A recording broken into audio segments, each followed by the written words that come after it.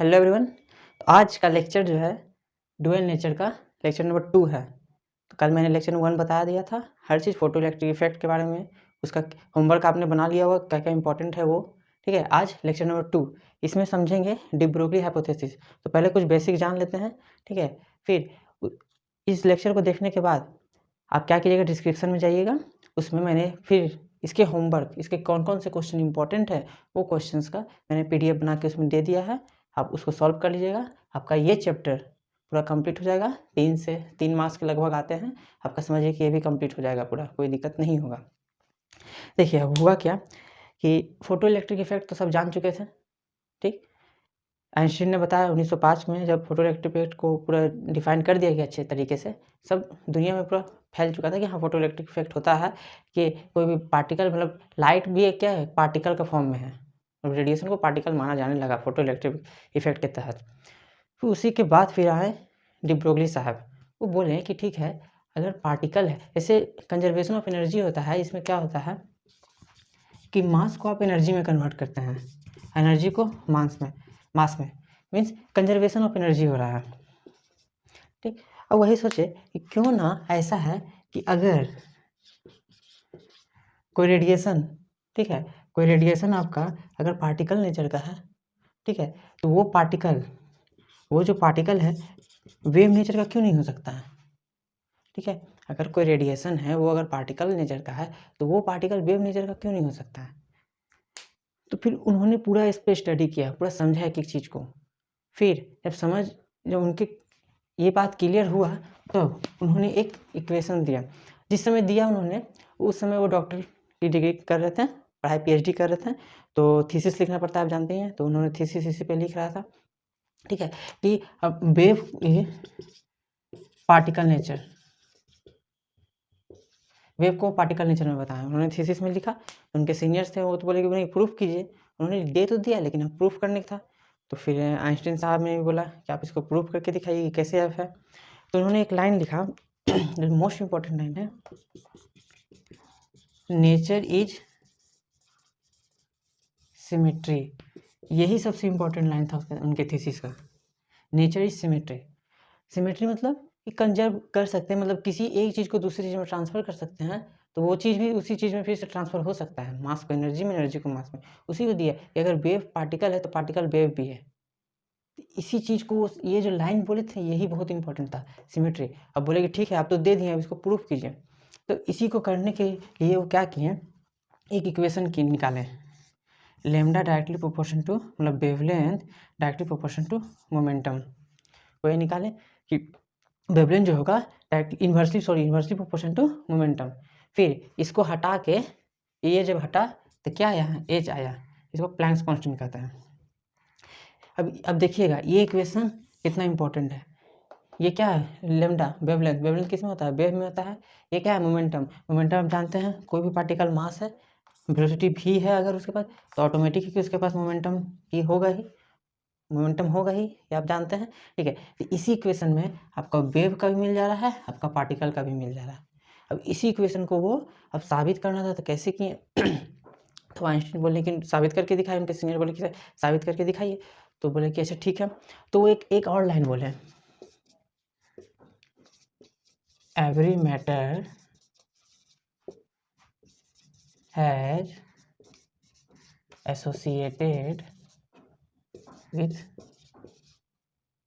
Wave.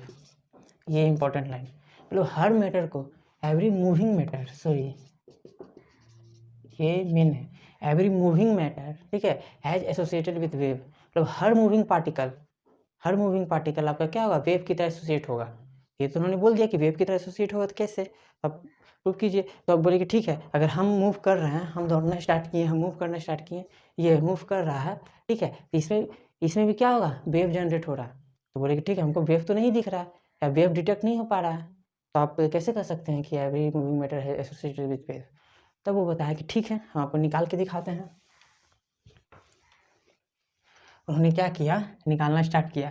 तो सबसे पहले एग्जाम्पल के लिए कैसे निकाला, देखिए मान लीजिए कोई व्यक्ति है, उसका मास है 100 kg, वो 10 मीटर पर सेकेंड की रफ्तार से दौड़ना स्टार्ट कर रहा है, ठीक है, 10 मीटर पर सेकेंड की रफ्तार से।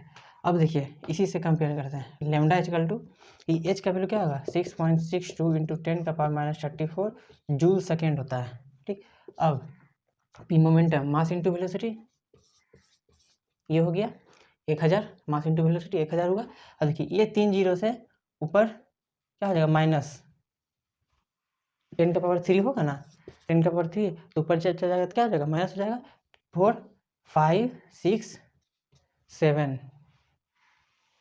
देखिए वैल्यू देख रहे हैं -37, बहुत बहुत कम वेवलेंथ का वैल्यू, बहुत ही कम।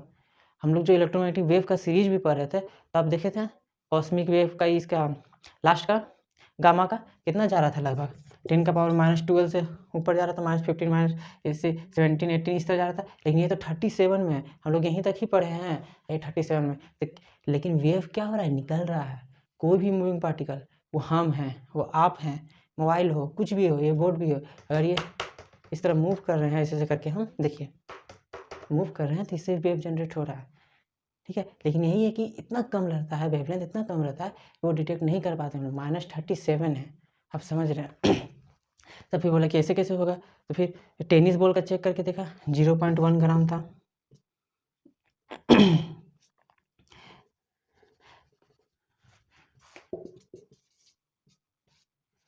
टेनिस बॉल बाकी सबका जब चेक करके देखे उन लोग तो उनको भी पता चला कि नहीं वो भी बहुत कम आ रहा है। तो फिर अब क्या हुआ, तब बात ये उठा कि ठीक है अब ऐसा तो भी उन्होंने बताया कि ऐसा तो इसमें डिटेक्ट नहीं हो पा रहा था। फिर क्या, तब बोला कि अब यूनिवर्स में जाके देखते हैं कि जो एलिमेंट्री पार्टिकल है, जो स्मॉल पार्टिकल है एटॉम के अंदर जैसे इलेक्ट्रॉन, उसका चेक करेंगे। तब देखिए उनका क्या होता है, वेलोसिटी ऑफ इलेक्ट्रॉन लगभग 10⁻6 मीटर पर सेकेंड होता है, और मास 9.1 इंटू 10⁻31 kg। अब इसी में बैठाते हैं, ये रहा आपका 34 बाई क्या हो जाएगा 9.1, ठीक है, इंटू 10⁻31, और ये 6 है, 6 है तो ये 6 आपका नीचे है, क्या है पॉजिटिव में है, 6 क्या है आपका पॉजिटिव में। तो ये देखिए -31 है, -34 है, सिंपल से समझिएगा। -31 तो ये माइनस है तो ऊपर जाएगा तो क्या होगा प्लस हो जाएगा। तो 34 में से 31 घटाइए, -3, -34 में से -31 जब हम घटाएंगे तो -3 बचेगा, तो 6.6, ठीक है, टू 9 अप्रॉक्स वैल्यू निकालते हैं, ठीक है, अप्रॉक्स वैल्यू निकालेंगे। अप्रॉक्स वैल्यू 6.6 से मान लीजिए एक दशमलव हटाएं 6691, ये आपका कितना हो गया 31 34 -3 ऊपर था, ये +6 ऊपर जाएगा तो -6 मतलब क्या हो जाएगा -9 हो जाएगा, -9। इसको जब सॉल्व कीजिएगा तो लगभग 7 पॉइंट समथिंग आएगा, इंटू 10⁻10 लगभग इसी तरह वैल्यू आएगा कुछ, ठीक है। ये क्या आ गया एंगस्ट्रॉम में निकल गया। अभी ये तो एंगस्ट्रॉम में तो ज़्यादा हार्ड नहीं, हम लोग इलेक्ट्रोमैग्नेटिक वेव में -10 10⁻12 तक चेक किए थे उसका, ठीक है। तो एंगस्ट्रॉम में आ गया, मतलब इसका डिटेक्ट कर सकते हैं, इसका वेवलेंथ है कम लेकिन डिटेक्ट किया जा सकता है क्योंकि एंगस्ट्रॉम में -10 मीटर। इसी तरह उन्होंने ये जो इक्वेशन दिया, यही इक्वेशन काफ़ी मस्त, इस कारण से उन्हें नोबेल पुरस्कार से भी सम्मानित किया गया। अब बात रहा प्रूफ का, तो फिर डेविसन और जर्मन आए तो उन्होंने, और जे थॉमसन के बेटे पी थॉमसन ने भी क्या किया, मिलके प्रूफ किया कि हाँ पार्टिकल भी वेव नेचर एसोसिएट करता है, वो इसी इलेक्ट्रॉन का यूज करके ही। लेकिन डेविसन जर्मन एक्सपेरिमेंट सिलेबस में इस साल रिड्यूस कर दिया गया है, ठीक है, वो तो नहीं पढ़ेंगे। लेकिन जो प्रूफ था, एक्चुअल प्रूफ था, फिर उन्होंने किया था, उन्हें भी नोबेल पुरस्कार मिलता। तो यह चीज़ आपको क्लियर हुआ, ठीक है। अब आगे चलते हैं।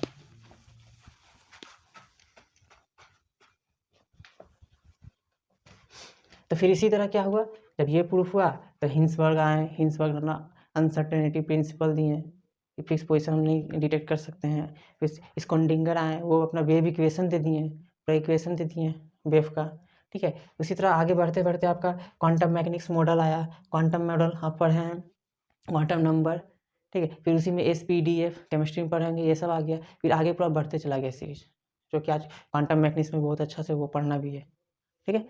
तब आगे चल रहे हैं, लेमडा वेवलेंथ जो है, अब in terms of kinetic energy, अब देखिए इसको समझेंगे। लेमडा जो है काइनेटिक एनर्जी के इन टर्म्स में, अब देखिए मोमेंटम इक्वल टू जानते हैं mv होता है, अगर कोई मोशन में है, मास है, वेलोसिटी है मोशन में, तो उसका काइनेटिक एनर्जी भी होगा। कोई मास है उसका वेलोसिटी भी है, तो काइनेटिक एनर्जी क्या हो जाएगा आपका, हाफ एम वी स्क्वायर। दोनों को कंपेयर करेंगे दोनों को कंपेयर कीजिए तो इसको क्या लिख सकते हैं, इसको v को v इक्वल टू क्या लिख सकते हैं, पी बाई एम लिख सकते हैं। v जो है पी बाई एम नीचे चला जाएगा तो इसमें लिख सकते हैं हाफ एम, अब v square p square by m square, एक से एक कट गया तो पी स्क्वायर बाई 2m। ये क्या हो गया आपका, ये हो गया। ये क्या है, काइनेटिक एनर्जी है, काइनेटिक एनर्जी है ना, काइनेटिक एनर्जी है। तो इसके बाद क्या होगा देखिए, तो P इक्वल टू क्या लिख सकते हैं, 2m के का अंडर रूट, के से काइनेटिक एनर्जी याद रखिएगा, ठीक है। अच्छा ये यहाँ लिख देते हैं काइनेटिक एनर्जी 2m के का अंडर रूट पी। अब इसी के lambda equal to h by p की जगह क्या लिख सकते हैं, 2m के ई। ये आपको कभी कभी एक नंबर में प्रूफ करने भी दे सकता है कि lambda in terms of kinetic energy proof कीजिए, या फिर उसके साथ न्यूमेरिकल भी दे देगा, ठीक है। कि अगर आपको एच तो कांस्टेंट है, ठीक है आपका। अब किस तरह से न्यूमेरिकल देगा देखिए, ये समझ में आ गया। मान लीजिए आपके पास है इलेक्ट्रॉन है, ठीक है, आपके पास है प्रोटॉन है और आपके पास है अल्फा पार्टिकल। बोल रहा है तीनों का काइनेटिक एनर्जी जो है सेम है, तीनों का क्या है, काइनेटिक एनर्जी सेम है। अब बताना है कि डिक्रीजिंग ऑर्डर ऑफ वेवलेंथ क्या होगा, decreasing order of wavelength, decreasing order of wavelength, short लिख रहे हैं इसे बोल दे रहे हैं, उसको समझ जाइए। Decreasing order of wavelength, pause कीजिए, खुद से बनाने का ट्राई कीजिए। अब इसी इक्वेशन से करके देखते हैं। अब देखिए इसका मतलब क्या, लेमडा को हम डायरेक्टली इन्वर्सली प्रोपोर्शन क्या कर सकते हैं, एम का अंडर रूट एम का कर सकते हैं ना, क्योंकि देखिए 2 तो सबके लिए, तीनों के लिए कांस्टेंट होगा, एच भी तीनों के लिए कांस्टेंट होगा, और सेम काइनेटिक एनर्जी बोल दिया तो के भी कांस्टेंट होगा। तो फर्क क्या पड़ेगा, हर लेमडा का एम से यही फर्क पड़ेगा। तो चेक कीजिएगा, तो आपका अल्फा पार्टिकल का 4 होता है, हीलियम 2 प्लस 4 हो गया। प्रोटॉन का आपका 1 AMU लेके चलते हैं। इलेक्ट्रॉन का सबसे कम होता है 1/1873 लगभग AMU अप्रोक्स इस तरह होता है। देखिए तो यहाँ पर क्या हो रहा है कि इसका मास तो ज़्यादा है, आपका अल्फा पार्टिकल का क्या है, आपका अल्फा पार्टिकल का मास ज़्यादा है। तो जिसका मास ज़्यादा है, ठीक है, उसका वेवलेंथ क्या होगा, कम की इन्वर्सली प्रोपोर्शन वेवलेंथ कम होगा। तो डिक्रीजिंग ऑर्डर में सजाना है तो क्या हो गया आपका, लेमडा ई हो गया, फिर आपका लेमडा प्रोटॉन हो गया, इलेक्ट्रॉन हो गया, प्रोटॉन हो गया, और लेमडा अल्फा पार्टिकल हो गया, ये हो गया। इस तरह के क्वेश्चंस आते हैं कि आपको कुछ नहीं करना है, बस यही समझना है, इसमें बैठाने की कोशिश करना है। 1 नंबर के इसी तरह के क्वेश्चन आते हैं, इसमें ज़्यादा टफ क्वेश्चन नहीं आते, इसी तरह के क्वेश्चन आते हैं। अब अगर आपको ये कंसेप्ट क्लियर है तो समझिए कि आप इस चीज़ के लिए फ्री हैं कि इस तरह क्वेश्चन आएंगे तो बना देंगे, ठीक है। अब आगे चलते हैं।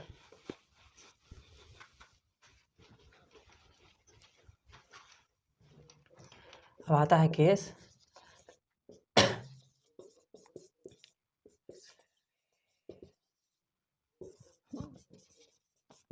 देखिए, in case of accelerating potential, इसको समझिएगा, किस केस में, एक्सेलरेटिंग पोटेंशियल मीन्स पोटेंशियल के कारण चार्ज पार्टिकल एक्सेलरेट कर रहा है, इस केस में। तब देखिएगा कि ये हो रहा है, एक्सेलरेट कर रहा है, मतलब वर्क डन हो रहा होगा। तो पोटेंशियल के केस में वर्क डन क्या होता है आपका, क्यू भी, क्यू डेल्टा भी होता है स्मॉल पोटेंशियल के लिए, तो क्यू भी लिखेंगे, ठीक, क्यू भी हो गया। अब वर्क डन हो रहा है उसका मतलब एनर्जी एसोसिएट हो रहा है, तो काइनेटिक एनर्जी हो रहा होगा, चेंज इन काइनेटिक एनर्जी आपका क्यू भी लिख सकते हैं, ठीक है। अब यही चीज़ हम क्या लिखे थे यहाँ पे, आपका lambda equal to h by under root 2m के। इस काइनेटिक एनर्जी की जगह हम क्या कर सकते हैं, 2m भी बैठा दिए, बस हो गया और कुछ नहीं। यहाँ क्योंकि मतलब आप इलेक्ट्रॉन का चार्ज भी लिख सकते हैं या चार्ज पार्टिकल। अब या तो आपके लिए पूछेगा तो electron, proton, alpha particle, neutron, यही सब पूछेगा, आपका कोई भारी ऑब्जेक्ट नहीं पूछेगा। भारी ऑब्जेक्ट पूछ गया तो आप मास का निकाल सकते हैं, तो इसका चार्ज गिवन होगा, क्योंकि जो भी हो रहा है सबका एलिमेंट्री पार्टिकल में हो रहा है। अभी जैसे बताएं 100 किलोग्राम का वेवलेंथ बहुत कम था, इसको मूव कर रहे हैं हम, ठीक है, इससे वेव रिलीज हुआ, ठीक है, ये जो है वेव रिलीज हुआ लेकिन बहुत बहुत कम, इसीलिए हम उसको नहीं मान के चलते हैं, ठीक है, नेग्लिजिबल होता है। जैसे अभी दिखाए थे -37 चला गया था, -37, तो ठीक है, ये फार्मूला। इस चैप्टर में इंपॉर्टेंस क्या है, इस चैप्टर में हर फॉर्मूला आपको मुंह में रहना चाहिए, तब आपका चैप्टर ये समझिए कंप्लीट है। फॉर्मूला भूल जाएगा तो पूरा गड़बड़ जाएगी। मैक्सिमम क्वेश्चन जो है 90% क्वेश्चन फॉर्मूला पे ही आता है, कंपेयर करने के लिए ज़्यादा देता है। 90% क्वेश्चन कंपेयर करने, दो पार्टिकल का कंपेयर करने दे देगा, तो फॉर्मूला जानेगा तब ना फिर कंपेयर कीजिएगा, बस वही। तो इसमें सबसे एक इम्पॉर्टेंट फार्मूला है, ये फार्मूला याद रखिएगा, यदि निकालना होगा तो 12.27 बाई अंडर रूट भी, ठीक है, इक्वल टू लेमडा होगा, किसके, एंगस्ट्रम के फॉर्म में।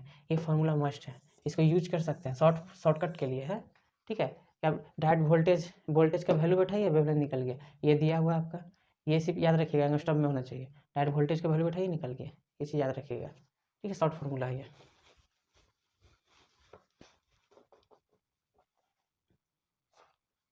अब देखिए, अब आता है गैस मॉलिक्यूल के केस में। गैस मॉलिक्यूल जो है वो भी काइनेटिक एनर्जी हो रहा है, कोई उधर जा रहा है, कोई इधर जा रहा है, कोई इधर जा रहा है, कोई इधर जा रहा है, ऐसे गैस मॉलिक्यूल है। गैस मॉलिक्यूल बीच में तो बहुत ज़्यादा रहता है ना, गैप रहता है, तो इधर उधर इधर उधर सब जा रहा है, मतलब उसमें भी काइनेटिक एनर्जी है, ठीक है। तो kinetic energy of each monoatomic ही लेके चल रहे हैं, ठीक है, gas molecule. Kinetic energy of each monoatomic gas molecule आपका क्या हो जाएगा, 3/2 kT। अब देखिए 3 क्या है, डिग्री ऑफ फ्रीडम है, मोनोएटॉमिक गैस मॉलिक्यूल का डिग्री ऑफ फ्रीडम 3 होता है, F/2 लिख सकते हैं, लेकिन यहाँ डायरेक्ट 3 लिख दें क्योंकि मोनोएटॉमिक बोले हैं हम। 3/2 K बोल्ट्जमैन कांस्टेंट और temperature associated with that molecule, gas molecule, ठीक है। तो ये आपका क्या हो गया, एक काइनेटिक एनर्जी हो गया, क्या हो गया, काइनेटिक एनर्जी, के बोल्ट्जमैन कांस्टेंट यहाँ का, इसलिए वहाँ के ई हम लिख के चल रहा था। अब काइनेटिक एनर्जी का वैल्यू बैठाइए यहाँ पे, लैम्डा इक्वल टू H/2m और के काइनेटिक एनर्जी, तो 3/2 kT। यहाँ के क्या है, बोल्ट्जमैन कांस्टेंट, 2 से 2 कैंसर, मतलब 3m kTh, ये आपका अंडर रूट में, ठीक है। अब एक चीज़ गौर कर रहे हैं, सब फॉर्मूला में यही चीज़ निकल रहा है, लैम्डा इक्वल टू HP। तो आपको यही चीज़ याद रखना है कि कोई भी क्वेश्चन दे दे, किसी चीज़ से, एक्सेलरेटिंग से, पोटेंशियल से दे दे, या फिर degree of freedom molecule gas molecule का दे दे, ठीक है, या डायरेक्ट काइनेटिक एनर्जी का दे दे, किसी का भी दे दे, आपको बस कोशिश यही करना है कि नीचे का वैल्यू लाना है, वेवलेंथ निकालना है, एच आपको पता है, नीचे मोमेंटम का वैल्यू लाना है, मोमेंटम से कंपेयर करेंगे। तो मोमेंटम से कंपेयर आप बस काइनेटिक एनर्जी का याद रखिएगा। अब इस काइनेटिक एनर्जी को हर चीज़ में यूज होगा, आपका जैसे एक्साइटिंग पोटेंशियल में काइनेटिक एनर्जी का यूज हो रहा था, ये मोनोटोमिक गैस मॉलिक्यूल में काइनेटिक एनर्जी का यूज हो रहा था, ठीक है। तो आप एक ही से सारा निकाल सकते हैं कंपेयर करके, ठीक है। यही है आपका पूरा, यही हाइपोथेसिस उन्होंने बनाया था, हाइपोथेसिस दिया, आगे चल के इसी को डेविसन जर्मन और जे थॉमसन ने एक्सपेरिमेंट करके फिर इन्होंने दिया, और जे थॉमसन के बेटे भी काफ़ी हेल्प दिए, और फिर उन्हें नोबेल पुरस्कार भी मिला। तो ये जो है टॉपिक खत्म हुआ, डुअल नेचर ऑफ मैटर। इससे भी आपका लगभग 3 मार्क्स, ठीक ना, 3 मार्क्स लगभग कंप्लीट हो गया है, ठीक है। तो 70 में लगभग 6 मार्क्स आपका क्लियर हो गया इलेक्ट्रोमैग्नेटिक वेव का। और ये अब कल मैंने ये भी दिखा दिया था आपको कि इसके PDF में भी डाल दिया था कि टॉपर्स किस तरह लिखते हैं कॉपी को, वो आंसर के साथ साथ ड्राइंग भी किस तरह से बनाते हैं, प्लस एक एक जो आंसर आता है, मान लीजिए कि अभी हम आंसर ये निकाल लिए, ठीक है, जब भी आंसर निकालिए तो उसमें नीचे अंडरलाइन जरूर कीजिए, ठीक है, नीचे अंडरलाइन जरूर करना है, अंडरलाइन कीजिए ना तो बॉक्स बनाइए, मस्ट है। जो भी फिगर निकालेंगे एक सीरीज वाइज, जैसे हम क्या कर रहे हैं ऐसे इधर से ऐसे लेके अभी हम बोर्ड में बता रहे हैं इसलिए, लेकिन जब भी आप बनाएगा तो सीरीज वाइज साफ साफ होना चाहिए कि चेक करने वाले भी इंप्रेस हो सके उससे, ठीक है। तो आज के लिए इतना ही, एक नेक्स्ट चैप्टर स्टार्ट करेंगे आपका एटम, ठीक है। जो ऐसे जो कम कम नंबर का चैप्टर है, जो इजी है उसको पहले ही खत्म कर ले रहे हैं। तो बड़ा बड़ा chapter magnetic effect of current हो गया, फिर ये आपका इलेक्ट्रोस्टैटिक पोटेंशियल करंट जो भी है, उसके बाद फिर एक करके सेमीकंडक्टर डिस्कस करेंगे, ठीक है। तो ये आपका खत्म हुआ, इसका भी होमवर्क मैंने PDF दे दिया है, बना दिया है, वो होमवर्क कर लीजिएगा, आपका ये चैप्टर क्लियर होता है। NCERT का हर क्वेश्चन हो जाना चाहिए, मस्ट है।